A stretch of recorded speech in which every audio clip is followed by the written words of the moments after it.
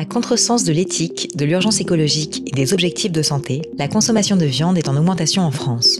Pour analyser la situation et réfléchir aux moyens de lever les obstacles, l'AVF a organisé une journée d'études à l'Assemblée nationale le 19 juin 2023, sous le parrainage des députés Gabriel Amar et Anne Stambach-Ternoir. Astrid Prévost, chargée de mission VG-Cantine à l'AVF, nous a présenté un état des lieux de la végétalisation de la restauration collective en France. Merci beaucoup déjà d'être là. Donc, désolée, comme vous l'aurez compris, je suis un petit peu stressée, mais je vais essayer que ça ne se voit pas durant la présentation. Donc, moi, je vais vous parler des cantines en tant que chargée de mission VG-Cantine. Et donc, je vais commencer un petit peu par l'action de l'AVF au niveau des cantines. Donc, le pôle VG-Cantine a plusieurs objectifs. L'objectif d'augmenter l'offre végétale en restauration collective, d'accompagner les acteurs de terrain, de trouver des solutions face aux défis que peut présenter la végétalisation de l'offre en restauration collective et de mener des actions de plaidoyer auprès des décideurs publics, donc autant des politiques que directement des écoles, des parents, et d'informer et de former les gens. Au niveau de VG-Cantine, donc on est 2 personnes, moi-même et Camille Cerny qui est là également et qui en ce moment a la mission de mener une étude sur l'application de la loi Egalim. Donc savoir nous on se concentre sur les collèges et les lycées pour cette étude, savoir si la loi est bien appliquée ou non dans les collèges et les lycées actuellement. Quelques chiffres. Lucille Rogissard en a un petit peu parlé ce matin, mais donc je vais rentrer un petit peu plus dans le détail. Pourquoi est-ce que c'est important de végétaliser la restauration collective quand on parle de diminuer la consommation de viande? Eh bien parce que la restauration collective, ça représente 3 milliards de repas par an. Alors Lucille en a parlé ce matin, c'est pas énorme, ça représente, quand on parle du scolaire, simplement 2% des repas qui sont pris en France. Donc même si le chiffre de 3 milliards a l'air très important, c'est pas non plus la totalité des repas. Mais ce qu'on peut se dire également, c'est que ce qui est important, c'est que la restauration collective, ça fait prendre des habitudes, notamment pour les enfants. C'est ce qui leur transmet les habitudes de consommation pour la suite. Là, je vous ai mis quelques chiffres également sur ce que représentent les différents secteurs de la restauration collective. Donc, la restauration scolaire, c'est environ 35%. La majorité, c'est le social, santé sociale, 47%. Et puis, le reste, restauration collective, entreprise, administration, 11%. Le sommaire de la présentation, on va revenir un petit peu sur l'historique des repas végétariens dans la restauration collective. On va voir les points bloquants qui existent actuellement et puis quelles pistes de réflexion et d'ouverture est-ce qu'on peut commencer à envisager aujourd'hui. Pour revenir un petit peu sur l'historique des repas végétariens dans la restauration collective, ou déjà sur la restauration collective en général, notamment sur le scolaire, un des textes fondateurs des repas scolaires actuellement, c'est l'arrêté de 2011. Cet arrêté, il a mis en place alors de nombreuses choses, c'est pas que sur les fréquences de viande et de produits laitiers, mais notamment il y a une fréquence imposée de viande, de poisson et de produits laitiers. La viande et le poisson, c'est sur une fréquence de 20 repas qu'on compte ça. Donc, excusez-moi, on peut peut-être fermer la fenêtre si c'est possible, parce que ça fait du bruit. Merci. Et oui, du coup, la viande et le poisson, c'est 8 fois sur 20 repas. Donc, 4 fois de la viande, 4 fois du poisson qui sont imposés. Et les produits laitiers sont imposés à hauteur de 1 produit laitier par repas. Ça, c'est dans les écoles uniquement, donc de la maternelle au primaire. Simplement, c'est pas toujours su que cet arrêté ne concerne que le scolaire. Et donc, voilà, dans d'autres secteurs, par exemple les crèches, les gens s'imaginent parfois qu'il est obligatoire de servir de la viande, du poisson, des produits laitiers aux enfants. Et notamment dans les crèches, ne pas servir de viande, on le verra tout à l'heure, ça peut être très très compliqué, même s'il n'y a rien qui interdit le repas végétarien ou végétalien en crèche. Ensuite, en 2018, il y a eu le vote de la loi Egalim qui a instauré un repas végétarien obligatoire toutes les semaines dans les écoles privées et publiques, et donc de la maternelle jusqu'au lycée. Et ensuite, 2021, la loi climat, où là c'est un petit peu plus compliqué puisqu'il y a eu plusieurs mesures. Il y a eu une option végétarienne quotidienne dans la restauration collective d'État. Donc la restauration collective d'État, ça concerne les hôpitaux, les armées, les prisons d'État. Ça a été un vrai casse-tête par moment pour savoir qui était concerné ou pas, parce que par exemple les hôpitaux, il peut y avoir des hôpitaux d'État, des hôpitaux qui dépendent des collectivités, etc. Donc là-dessus, ça a été un peu compliqué de savoir qui était concerné ou pas. La loi climat a mis en place également la possibilité d'offrir une option végétarienne quotidienne pour les écoles, mais donc uniquement les écoles volontaires et sur la base d'une expérimentation de 2 ans qui se termine cette année. Et donc, cette expérimentation, on ne sait pas du tout pour l'instant si ça va être reconduit, si ça va être ce qui va en être, puisque actuellement l'arrêté de 2011 est en train d'être réécrit. Et on n'a aucune info sur sa teneur. Les seules infos qu'on a sont plutôt inquiétantes, et d'ailleurs du côté des associations et des collectivités. Il y en a qui ont commencé à se mobiliser pour dire que, attention, il ne faut pas reprendre les mêmes choses dans le nouvel arrêté. Il ne faut pas réimposer des fréquences de viande et de poisson, parce que sinon, ça ne ferait pas avancer les choses du tout. Mais donc, c'est une possibilité qu'il n'y ait pas d'évolution par rapport à l'arrêté de 2011. Et la loi climat a instauré également la révision des formations de cuisine, donc pour l'hôtellerie-restauration, enfin pour les jeunes qui arrivent en type CAP cuisine, pour inclure une petite partie de la formation sur la cuisine végétarienne, ce qui n'était pas du tout le cas avant. Dans l'historique, je vais vous parler aussi un petit peu très rapidement des études retour d'expérience. Donc là-dessus, on a notamment les études de 1+bio qui sont très intéressantes puisque donc 1+bio, c'est une association qui n'est pas spécialement pro-végé ou quoi que ce soit, mais ils se sont rendus compte dans chacune de leurs études que plus une collectivité proposait de repas végé, plus il y avait de parts de bio. Parce que globalement, le végé coûte moins cher, donc ça permet de dégager des marges et de réinvestir dans des produits de meilleure qualité, notamment dans plus de bio. Et en 2020-2021, on a mené une étude avec Greenpeace sur l'option végétarienne quotidienne. Merci. Et donc, sur cette étude, on s'est concentré sur des collectivités qui avaient déjà mis en place l'option végétarienne quotidienne, avant même qu'il y ait la loi climat, pour savoir un petit peu ce qu'il en était. Qu'est-ce que les collectivités disaient? Est-ce que c'était compliqué? Est-ce qu'il y avait plus de gaspillage? Et en fait, on s'est rendu compte que non, ça se passait très bien. Alors après, la seule chose, c'est que ça pouvait prendre un petit peu de temps au démarrage, parce que forcément, quand les enfants sont pas habitués, au début, il n'y a pas forcément beaucoup de taux de prise. Il peut y avoir une petite augmentation du gaspillage tant que les cuisiniers ne sont pas formés. Mais en fait, une fois qu'on laisse le temps aux choses de se faire, aux enfants et aux convives de s'habituer, et une fois que c'est bien en place, tout fonctionne très bien, les taux de prise sont satisfaisants, il n'y a pas d'augmentation de gaspillage. En général, ça coûte moins cher, parfois c'est idem. Après, dans les points dans les difficultés qui peuvent être rencontrées, il y a parfois la place qui peut être un problème parce que quand on passe d'un menu unique à une option, ça veut dire qu'il faut forcément plus de place pour préparer. Donc voilà, c'est ce genre de petits soucis logistiques qui peuvent être à gérer, mais globalement, on s'est rendu compte que ça se gère très bien. Sur le terrain, en gros, on rencontre 3 cas de figure. Donc, il y a les collectivités très volontaires, comme celle dont on a parlé dans l'étude AVF Greenpeace. Mais donc voilà, là, c'est vrai que le persona de cette étude, c'était justement ces collectivités très volontaires qui ont déjà mis en place l'option végétarienne avant même qu'il soit question de peut-être l'obliger.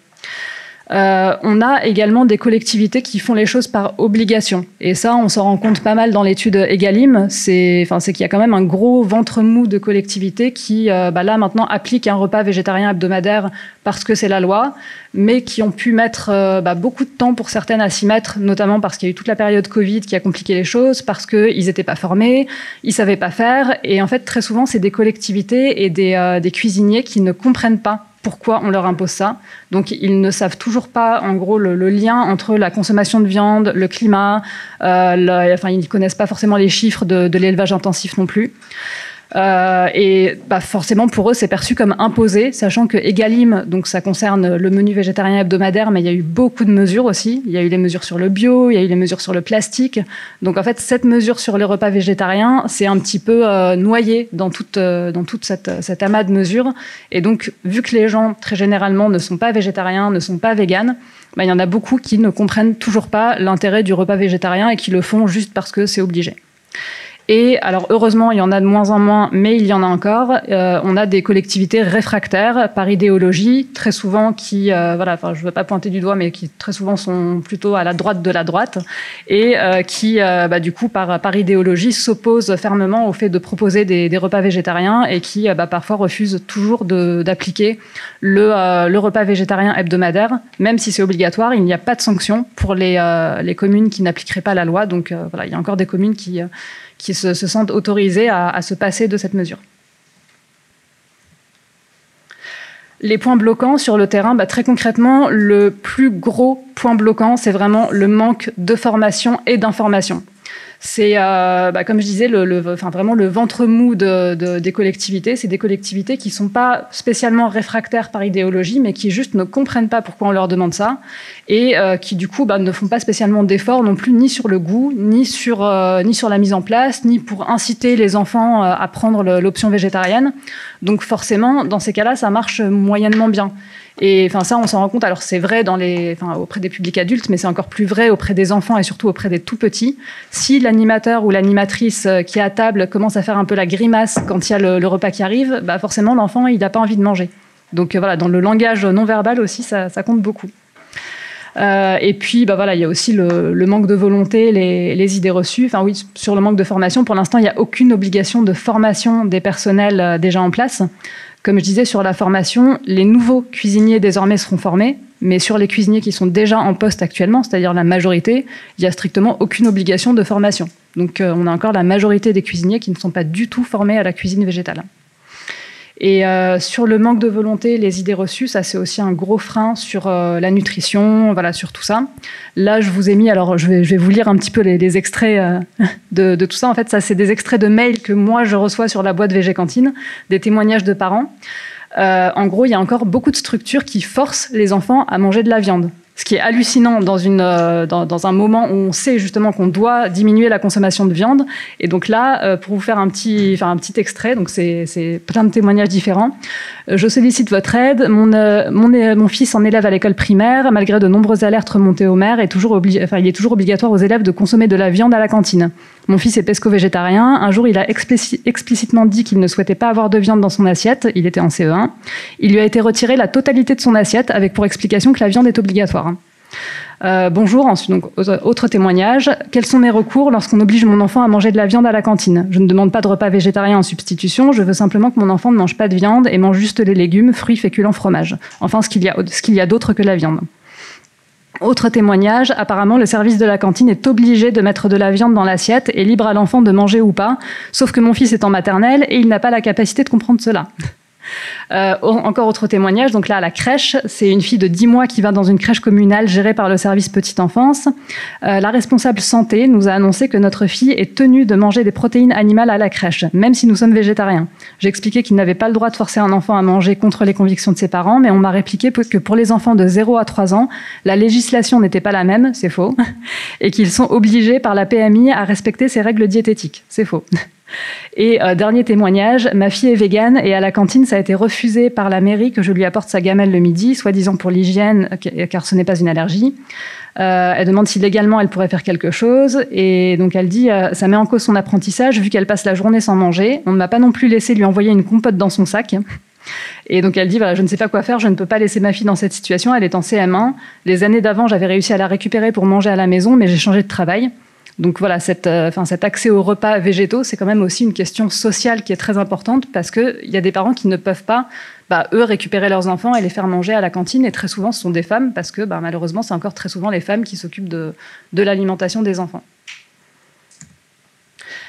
Du coup, pour ouvrir un petit peu, j'ai envie de proposer quelques pistes de réflexion sur comment on peut faire en passant par la restauration collective pour diminuer cette fameuse consommation de viande et comment lever les obstacles, puisque c'est la question qui nous anime aujourd'hui.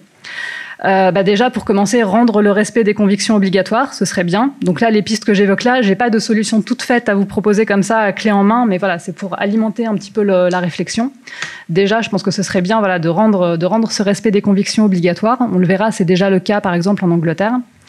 Ensuite, former et informer les gens, ça c'est extrêmement important parce que en fait quand on est un petit peu en microcosme comme ça de gens sensibilisés, on a l'impression justement que les choses avancent et que tout le monde sait que manger de la viande c'est pas bon pour le climat, que l'élevage intensif c'est pas bon pour les animaux et que c'est la majorité de la viande vendue, etc. Mais ça n'est pas le cas. Et le dernier point sur lequel je vais un petit peu m'attarder, c'est sortir les produits laitiers de l'angle mort. Et je vais vous expliquer. Donc là, je pense qu'il y a pas mal de personnes sensibilisées qui savent un petit peu pourquoi est-ce que la viande et les produits laitiers sont très reliés, mais je vous ai quand même mis une petite explication. En fait, les produits laitiers contribuent tout autant à la filière viande que l'industrie de la viande elle-même, puisque les vaches, elles sont inséminées pour avoir un veau pour produire du lait. Et le veau, lui, il part dans la filière viande. donc ça fait de la viande de veau, et la vache, ensuite, au bout de 5 à 7 ans, elle est considérée comme plus assez productive, donc elle fait aussi de la viande, elle finit en steak. Donc au final, la filière lait contribue tout autant à produire de la viande que la viande elle-même. Et comme je vous expliquais tout à l'heure, pour l'instant, dans la restauration collective scolaire, le produit laitier est toujours obligatoire. Donc ça, ce serait bien, dans le futur arrêté, ou en tout cas à l'avenir, de sortir cette fameuse obligation de produits laitiers qui n'a pas lieu d'être. Et je vous expliquerai d'ailleurs assez rapidement pourquoi après. Mais voilà, ça c'est toujours quelque chose qui est obligatoire malheureusement, alors qu'on pourrait très bien s'en passer, et qui contribue à ce que la consommation de viande ne diminue pas, indirectement, mais qui y contribue quand même. Et j'ai mis en tout petit en dessous que, en fait, c'est le même système pour les œufs, c'est-à-dire que les œufs, c'est exactement la même chose. Les poules sont également envoyées à l'abattoir, et on a vu tout à l'heure avec Lucille que la consommation de viande de volaille avait explosé, et donc voilà, ça c'est quelque chose aussi à prendre en compte. Consommer des œufs, ça provoque aussi de la production de viande de volaille. Mais par contre, il n'y a pas d'œuf obligatoire dans l'arrêté de 2011, alors qu'il y a le produit laitier obligatoire. Donc là, quand même, la petite question, est-ce que c'est réaliste pour la santé de faire sortir les produits laitiers des produits obligatoires à proposer aux enfants? Puisque forcément, quand on parle de calcium, on est tout de suite très inquiet si jamais on enlève les produits laitiers. Là, je vous ai juste mis le comparatif entre la France et le Canada. Au Canada, les produits laitiers ne font plus partie des produits obligatoires dans la pyramide, ou en tout cas, eux, dans l'assiette alimentaire. Nous, en France, avec le dernier PNNS, on est toujours à 2 produits laitiers obligatoires, entre guillemets, par jour, par personne, pour les adultes, et c'est jusqu'à 3 produits laitiers, enfin 3 à 4 pour les populations type enfants, personnes âgées, etc. Au Canada, la même année, ils ont revu leurs recommandations nutritionnelles, et pour eux, les produits laitiers ne sont plus une catégorie à part obligatoire. En fait, ils les ont intégrés dans les sources de protéines. Et donc, ce qu'on voit sur l'assiette du coup canadienne du guide alimentaire canadien, c'est que parmi les sources de protéines, il y a la viande, le poisson, les légumineuses, les produits laitiers, mais il n'y en a aucun qui est obligatoire. On vous dit, attention, il faut absolument manger ça. Ce que signifie leur assiette, c'est que du coup, on peut très bien avoir comme source de protéines uniquement des légumineuses. Ensuite, je vous ai fait une petite partie sur ce qu'il se passe chez nos voisins. Donc là, voilà un petit tour d'Europe de nos voisins. Alors en Allemagne, on voit que les repas végétariens ont énormément progressé. Et donc voilà, c'est 12% des Allemands, 6 fois plus qu'en France, qui sont végétariens ou véganes. Et il y a énormément d'offres végétariennes dans les cantines. Et a priori, là-bas, ça n'a pas l'air de créer de polémique comme c'est le cas ici. Donc voilà, ça montre bien que c'est possible de le faire, et puis de pas forcément créer d'énormes vagues, alors que nous, c'est vrai que idéologiquement, tout de suite, ça cristallise énormément de choses. Notamment, on fait tout de suite appel à la laïcité pour dire que c'est pas normal, tout le monde devrait manger pareil, donc tout le monde devrait manger de la viande. Voilà, il y a des pays qui comprennent qu'on peut aussi ne pas manger pareil, mais se retrouver à la même table.